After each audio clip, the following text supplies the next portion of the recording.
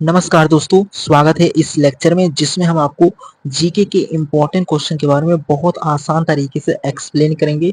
बस आप फोकस सामने रखना, तब जाकर आप बहुत इजीली इन क्वेश्चन को समझ पाएंगे। बहुत इंपॉर्टेंट है, आप लोगों के प्रीवियस ईयर एग्जाम में बनने वाले क्वेश्चन हैं। इसी तरीके से पैटर्न वाइज आप लोगों के एग्जाम में भी क्वेश्चन बनेंगे, तो फोकस सामने रखेंगे तो आप बेहतर तरीके से कर पाएंगे।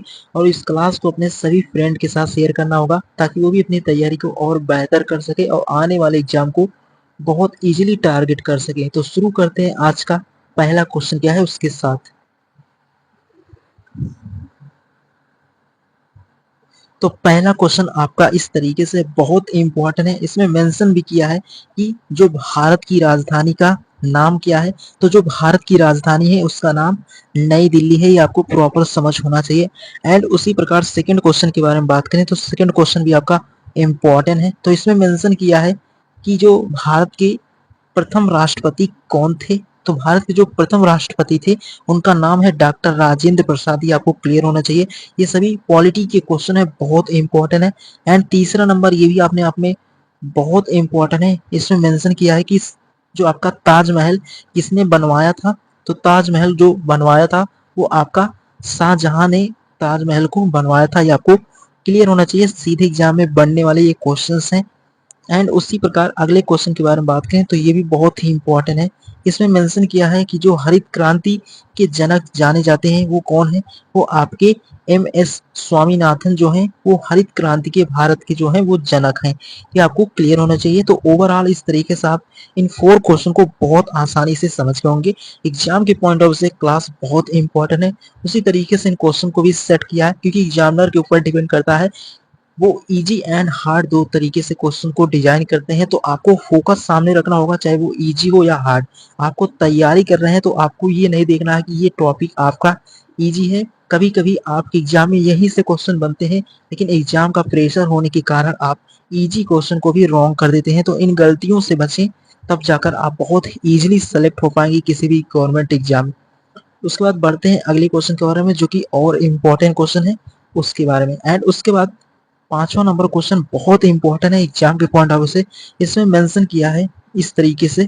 तो इसमें पूछ रहा है आपसे कि जो आपका राष्ट्रगान होता है यानी कि जो जनगण मन है, उसके जो रचयिता कौन है, वो आपके रविन्द्रनाथ टैगोर हैं। ये आपको क्लियर होना चाहिए। एंड उसी प्रकार 6 नंबर क्वेश्चन आपका बहुत इंपॉर्टेंट है। इसमें मेंशन किया है कि भारत में कुल कितने राज्य हैं 2025 में। तो 2025 में भारत में 28 राज्य यानी कि 28 राज्य और 8 केंद्र शासित प्रदेश, ये आपको प्रॉपर क्लियर होने चाहिए। बहुत इंपॉर्टेंट ये है क्वेश्चंस, सीधे एग्जाम में बनने वाले क्वेश्चंस हैं। एंड उसी प्रकार 7th नंबर ये भी आपका बहुत इंपॉर्टेंट है। इसमें मेंशन किया है कि भारत का जो राष्ट्रीय पशु कौन सा है। तो भारत का जो राष्ट्रीय पशु है वो आपका बाघ है। इसी प्रकार 8 नंबर क्वेश्चन भी मेंशन किया है। इसमें पूछ रहा है कि राष्ट्रीय पक्षी कौन सा है। तो राष्ट्रीय पक्षी आपका मोर है। तो इस तरीके से ओवरऑल आप ये भी क्वेश्चन बहुत इजीली समझ के होंगे। इंपॉर्टेंट क्वेश्चंस हैं। एंड बढ़ते हैं इसके आगे वाले क्वेश्चन के बारे में। तो अगला क्वेश्चन क्या है उसको फोकस से समझना। उसके बाद ये भी आपका बहुत ही इंपॉर्टेंट क्वेश्चन है। इसमें मेंशन किया है कि जो आपका राष्ट्रीय फल कौन सा है। तो आम यानी कि जो मैंगो होता है वो राष्ट्रीय फल है कहाँ का, इंडिया का, यानी कि भारत का राष्ट्रीय जो फल है वो मैंगो है। एंड उसी प्रकार 10th नंबर क्वेश्चन के बारे में बात करें तो ये भी अपने आप में इम्पोर्टेंट है। तो इसमें मेंशन किया है आपका बहुत इम्पोर्टेंट है कि जो राष्ट्रीय पुष्प है आपका यानी कि जो राष्ट्रीय फूल है वो आपका कमल है। ये भी आपको क्लियर होना चाहिए। एंड उसी प्रकार 11th नंबर क्वेश्चन भी अपने आप में इम्पोर्टेंट है कि भारत का सबसे बड़ा राज्य क्षेत्रफल के अनुसार कौन सा है। तो जो भारत का सबसे बड़ा राज्य क्षेत्रफल के अनुसार वो आपका राजस्थान है। ये आपको क्लियर हो गया होगा। एंड उसी प्रकार आपको ये भी क्लियर होना चाहिए कि जो भारत का सबसे छोटा राज्य क्षेत्रफल के अनुसार है वो गोवा है। एंड 12वें नंबर क्वेश्चन के बारे में बात करें तो ये तो बहुत इंपॉर्टेंट है, सीधे प्रीवियस ईयर एग्जाम में बनने वाला क्वेश्चन है। इसमें मेंशन किया है कि भारत की सबसे बड़ी नदी कौन सी है। तो जो भारत की सबसे बड़ी नदी है वो आपकी गंगा नदी है। ये आपको क्लियर होना चाहिए, बहुत इंपॉर्टेंट है, सीधे एग्जाम में बनने वाले क्वेश्चन हैं। तो उम्मीद करता हूँ आप इन 12 क्वेश्चन को आप बहुत इजीली समझ गए होंगे, बहुत ही इंपॉर्टेंट है। एंड उसके बाद अगले क्वेश्चन के बारे में बात करें तो अगला क्वेश्चन आपका बहुत इंपॉर्टेंट है। इसमें मेंशन किया है बहुत ही इंपॉर्टेंट है। इसमें पूछ रहा है आपसे कि एंड उसके बाद 14 नंबर क्वेश्चन अपने आप में बहुत इंपॉर्टेंट है। इसमें मेंशन किया है कि भारतीय संसद में कितने सदन है। तो भारतीय जो संसद है उसमें सदन जो है आपके वो दो सदन होते हैं। एक तो होता है आपका लोकसभा और एक होता है राज्यसभा। तो इस तरीके से लोकसभा और राज्यसभा के बारे में आपको प्रॉपर समझ हो गया होगा।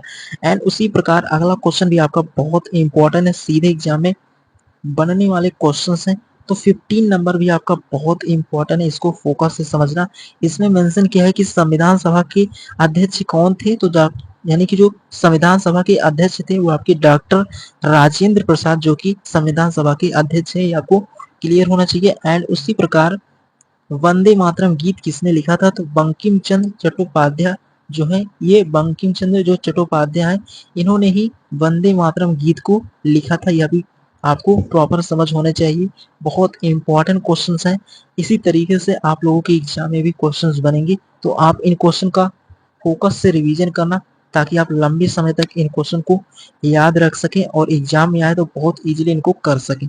एंड उसी प्रकार अगले क्वेश्चन के बारे में बढ़ते हैं।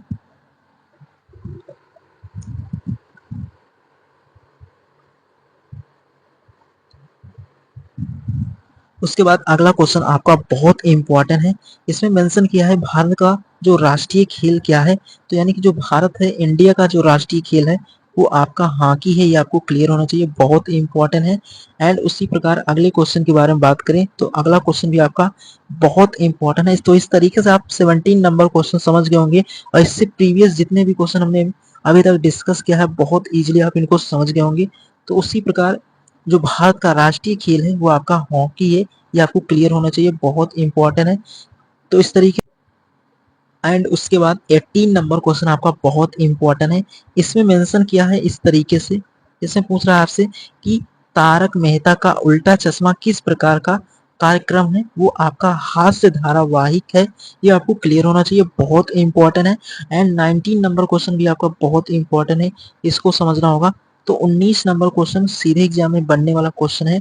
इसमें मेंशन किया है कि जो पृथ्वी सूर्य की परिक्रमा कितने दिनों में पूरा करती है। तो 365 दिन और 6 घंटे में जो है वो पृथ्वी सूर्य की परिक्रमा करती है, आपको प्रॉपर समझ होना चाहिए। एंड 20 नंबर क्वेश्चन के बारे में बात करें तो 20 नंबर क्वेश्चन आपका बहुत ही इंपॉर्टेंट है। इसमें मेंशन किया है कि भारत में सबसे ऊंचा पर्वत कौन सा है। तो कंचनजंगा जो एक पर्वत है वो भारत का सबसे ऊंचा पर्वत है, ये आपको क्लियर होना चाहिए, एग्जाम के पॉइंट ऑफ व्यू से बहुत इंपॉर्टेंट है। एंड उसके बाद अगले क्वेश्चन के बारे में बात करें तो अगला क्वेश्चन भी आपका बहुत इंपॉर्टेंट है, ये है 21 है। इसमें मेंशन किया है, तो इसमें मेंशन किया है कि जो आपका आईसीसी का पूरा नाम क्या है। तो इंटरनेशनल क्रिकेट काउंसिल, ये आपको क्लियर होना चाहिए, बहुत इंपॉर्टेंट है, सीधे एग्जाम में बनने वाले क्वेश्चंस हैं, तो इनके बारे में आपको प्रॉपर समझ होना चाहिए। एंड उसी प्रकार 22 है, इसमें मेंशन किया है आपसे, पूछ रहा है कि लाल किला कहाँ स्थित है। तो आपका ये भी बहुत इंपॉर्टेंट है, जो लाल किला है आपका वो दिल्ली में है, ये आपको प्रॉपर समझ हो गया होगा। एंड उसी प्रकार 23 के बारे में बात करें तो ये भी आपका बहुत इंपॉर्टेंट है। तो 20 जो आपका 23 है, इसमें मेंशन किया है कि जलियांवाला बाग हत्याकांड कब हुआ था। तो 13 अप्रैल 1919 में, यानी कि 13 अप्रैल 1919 को जलियांवाला बाग हत्याकांड हुआ था, ये आपको प्रॉपर समझ होना चाहिए। यानी कि जो 13 अप्रैल 1919 है इस दिन ये इवेंट जो हुआ था, ये आपको प्रॉपर समझ होना चाहिए। एंड 24 के बारे में बात करें तो भारत के पहले उपराष्ट्रपति कौन थे। तो भारत के जो पहले उपराष्ट्रपति हैं वो आपके डॉक्टर सर्वपल्ली राधाकृष्णा जो है वो भारत के पहले उपराष्ट्रपति हैं, ये भी आपको प्रॉपर समझ होना चाहिए, एग्जाम की पॉइंट ऑफ से ये क्वेश्चंस बहुत इंपॉर्टेंट है। आप किसी भी एसएससी रेलवे या किसी और एग्जाम को उनके प्रीवियस ईयर क्वेश्चंस को देखेंगे तो आपको पूरा क्लियरिटी हो जाएगी। एंड बढ़ते हैं अगले क्वेश्चन के बारे में। तो अगला क्वेश्चन आपका बहुत इंपॉर्टेंट है। तो अगला 25 है, इसमें मेंशन किया है इस तरीके से, इसमें बोल रहा है कि द्रौपदी मुर्मू कौन है। तो भारत की वर्तमान राष्ट्रपति 2025 में है, ये आपको क्लियर होना चाहिए, बहुत इंपॉर्टेंट है। एंड 26 के बारे में बात करें तो ये भी आपका बहुत इंपॉर्टेंट है। इसमें मेंशन किया है कि विश्व का सबसे बड़ा महासागर कौन सा है। तो विश्व यानी कि वर्ल्ड में अगर बात करें तो आपका प्रशांत महासागर वो विश्व का सबसे बड़ा महासागर है, ये आपको क्लियरिटी हो गया होगा। एंड उसी प्रकार 27 बहुत ही इंपॉर्टेंट है, इसमें मेंशन किया है कि भारत में रुपया कब प्रारंभ हुआ था। तो 1540 यानी कि 1540 में शेर शाह सूरी द्वारा भारत में रुपया प्रारंभ किया गया था, ये आपको क्लियर होगा। और शेरशाह सूरी के बारे में आपको एक क्लास लगाएंगे जिसमें प्रॉपर उसके बारे में बहुत ही इजीली एक्सप्लेन करेंगे, बट आपको इस 27 नंबर क्वेश्चन में भी पूरी क्लियरिटी होगी। इस तरीके से जो आपकी हिस्ट्री के पोर्शन से क्वेश्चन है वो भी बहुत इंपॉर्टेंट होते हैं एग्जाम के पॉइंट ऑफ व्यू से। तो उम्मीद करता हूँ आप 27 क्वेश्चन बहुत इजीली समझ गए होंगे। एंड बढ़ते हैं अगले क्वेश्चन के बारे में जो कि और इम्पोर्टेंट क्वेश्चन है।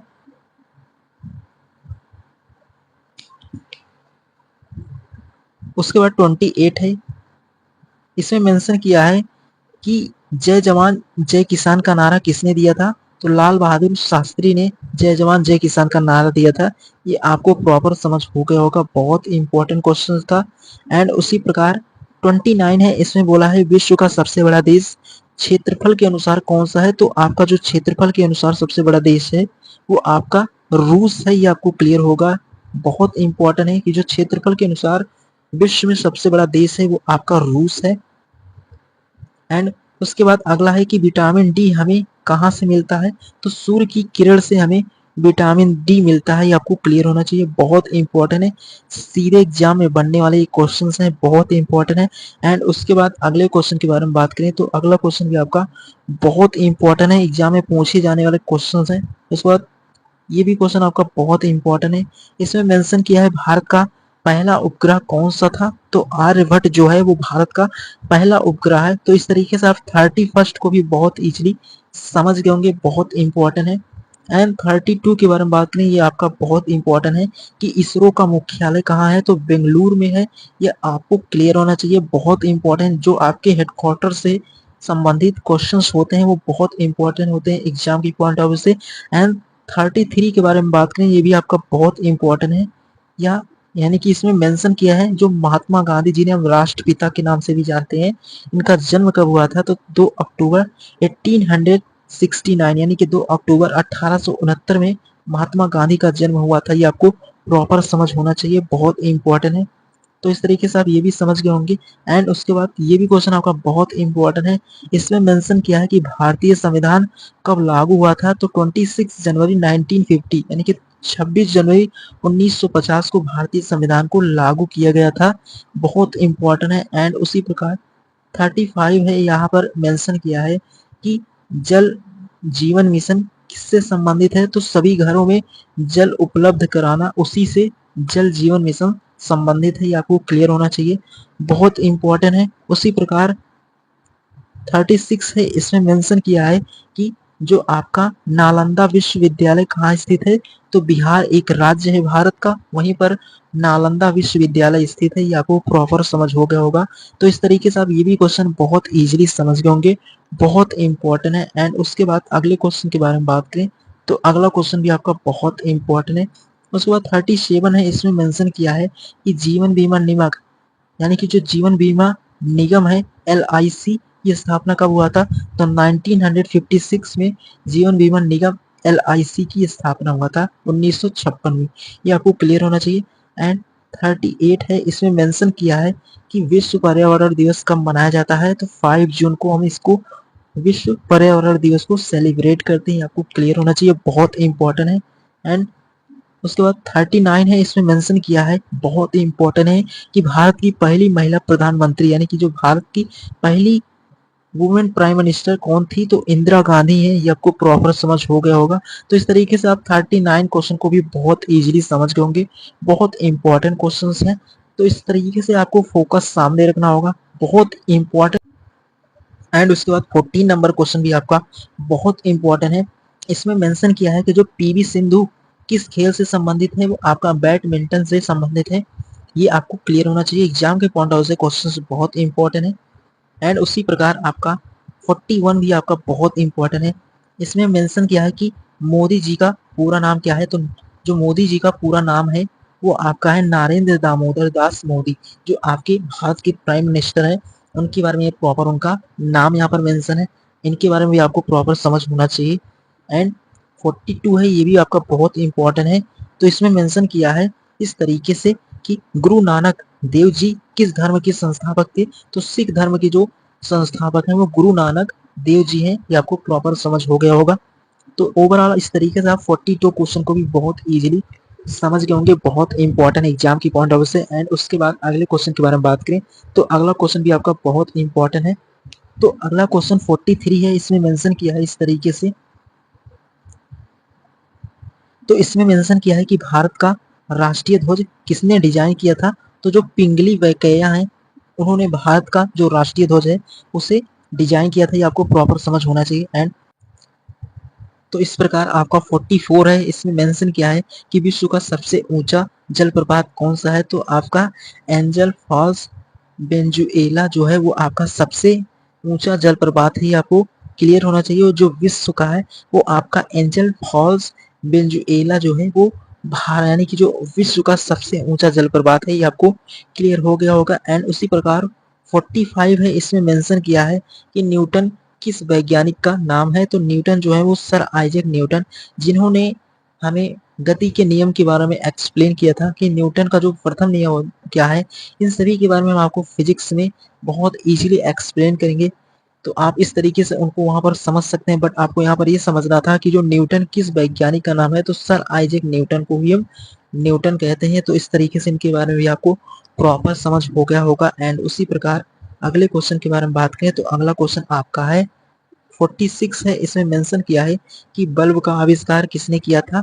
तो थॉमस अल्वा एडिसन जो है उन्होंने बल्ब का आविष्कार किया था, ये आपको क्लियर होना चाहिए। एंड उसी प्रकार अगला क्वेश्चन जो है वो भी बहुत इंपॉर्टेंट है।